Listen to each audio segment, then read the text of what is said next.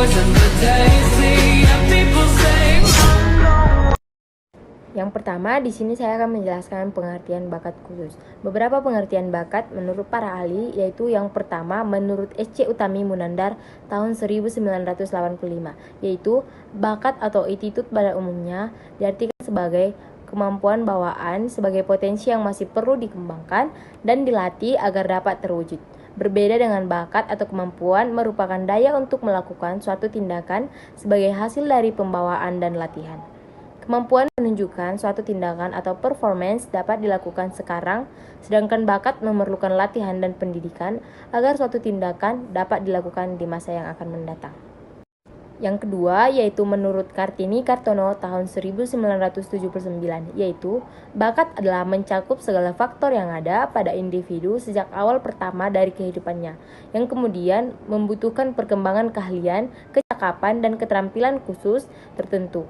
Bakat bersifat laten potensial dalam arti dapat mekar berkembang sepanjang hidup manusia dan dapat diaktifkan potensinya.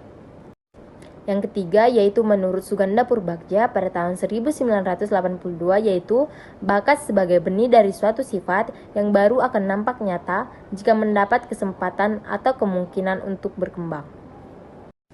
Yang keempat, yaitu menurut Dike Bingham pada tahun 1989, yaitu bakat adalah suatu kondisi atau serangkaian karakteristik dari kemampuan seseorang untuk mencapai sesuatu dengan sedikit latihan khusus mengenai pengetahuan, keterampilan, atau serangkaian respon, misalnya kemampuan berbahasa, kemampuan mengarang lagu, dan lain-lain. Yang kelima, yaitu menurut Sarlito Wirawan Sarwono pada tahun 1979, yaitu bakat adalah kondisi dalam diri seseorang yang memungkinkannya dengan suatu latihan khusus mencapai kecakapan.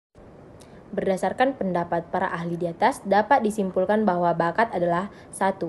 Bakat merupakan kemampuan bawaan sebagai potensi yang masih perlu dikembangkan dan dilatih agar dapat terwujud. Yang kedua, bakat tidaklah diturunkan semata, tetapi merupakan interaksi dari faktor keturunan dan faktor lingkungan, artinya dibawa sejak lahir berupa potensi dan berkembang melalui proses belajar dan memiliki ciri khusus. Yang ketiga, orang yang berbakat dalam bidang tertentu diperkirakan akan mampu mencapai prestasi tinggi dalam bidang itu. Jadi prestasi sebagai perwujudan bakat dan kemampuan. 4. Bakat mencakup ciri-ciri yang dapat memberi kondisi atau suasana memungkinkan bakat tersebut terrealisasi, termasuk inteligensi, kepribadian, interest, dan keterampilan khusus. Bakat adalah suatu kapasitas, adalah potensi kemampuan untuk berkembang. Yang kedua, saya akan menjelaskan jenis-jenis bakat khusus.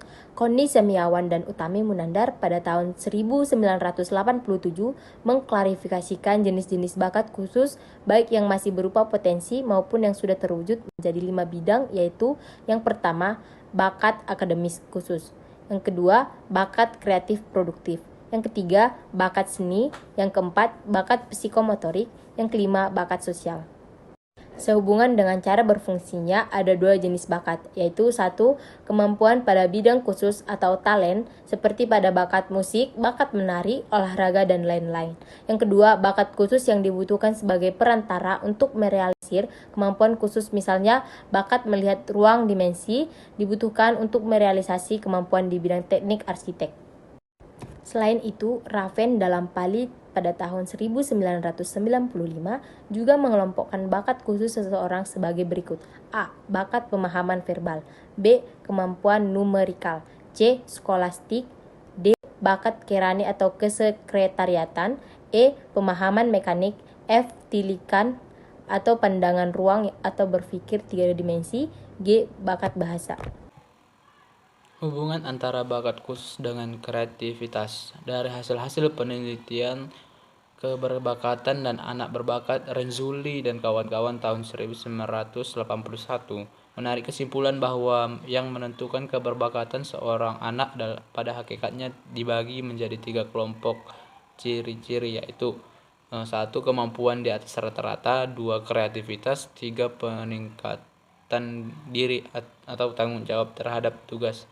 Seseorang yang berbakat adalah seorang yang memiliki 3 ciri tersebut. Kreativitas sebagai kemampuan untuk menciptakan suatu yang baru sebagai kemampuan untuk memberikan gagasan-gagasan baru yang dapat diterapkan dalam pemecahan masalah atau sebagai kemampuan untuk melihat hubungan-hubungan yang baru antara unsur-unsur yang sudah ada sebelumnya adalah sama pentingnya.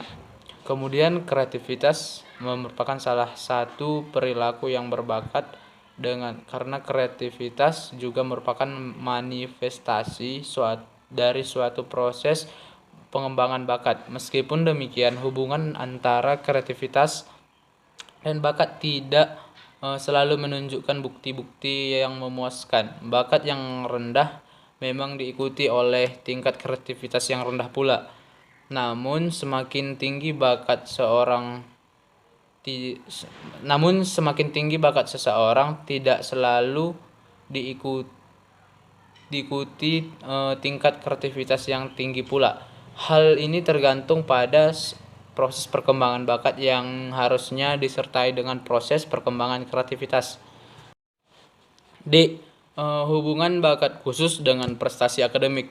Perwujudan dari bakat dan kemampuan adalah prestasi, karena bakat dan kemampuan sangat menentukan prestasi seseorang. Orang yang memiliki bakat matematika diprediksi mampu mencapai prestasi yang menonjol dalam bidang matematika. Prestasi yang menonjol merupakan cerminan dari bakat khusus. Bakat khusus memperoleh kesempatan maksimal dan dikembangkan sejak dini, serta didukung oleh fasilitas dan motivasi yang tinggi, akan dapat terrealisasi dalam bentuk prestasi unggul. Kemudian contoh konkret bakat yang tidak memperoleh kesempatan maksimal untuk berkembang menurut hasil penelitian Yaumil Agus akhir 1999 yang menentukan bahwa sekitar 22% siswa SD dan SLTP menjadi anak yang underachiever. Artinya prestasi belajar yang mereka peroleh berada di bawah potensi bakat intelektual yang sesungguhnya mereka miliki. Bakat memang sangat menentukan prestasi seseorang, tetapi sejauh mana itu akan terwujud menghasilkan suatu prestasi masih banyak variabel yang menentukan. Atau biasa juga dikatakan bahwa bakat memungkinkan pengetahuan, pengalaman, dan dorongan untuk motivasi agar bakat dapat terwujud. Faktor-faktor yang mempengaruhi bakat khusus. Yang pertama, variabel-variabel yang ada di dalam diri siswa.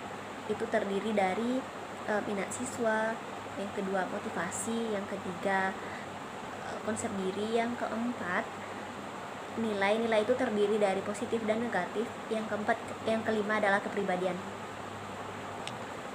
Yang kedua adalah variabel lingkungan yang terdiri dari sarana dan prasarana. Yang kedua adalah hambatan. Hambatan itu biasanya seperti kemiskinan. Yang ketiga adalah lingkungan sosial. Selanjutnya adalah cara orang tua atau guru dalam mengembangkan bakat khusus anak. Yang pertama, perkaya anak dengan macam-macam pengalaman. Terus yang kedua adalah dorongan atau rangsangan. Terus bersimpati atau bersama-sama melakukan kegiatan dengan baik atau dengan anak. Terus berikan apresiasi kepada anak, kayak ada pencapaiannya, kayak dia mendapat prestasi, itu beri sebuah apresiasi berupa kayak barang gitu. Terus sediakan juga sarana dan prasarana yang memadai yang bisa membantu perkembangan anak gitu.